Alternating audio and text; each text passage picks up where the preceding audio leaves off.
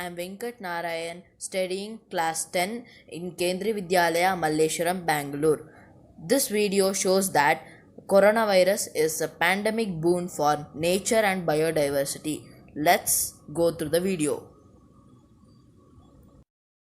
Coronavirus is a pandemic disease which is spreading day by day and infected many peoples and also increased the death rate of many countries.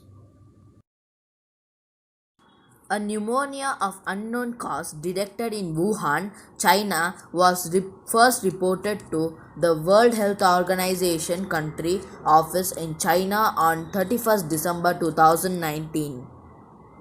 The coronavirus lockdown may have forced us to stay indoors, but it's been a boon for the environment.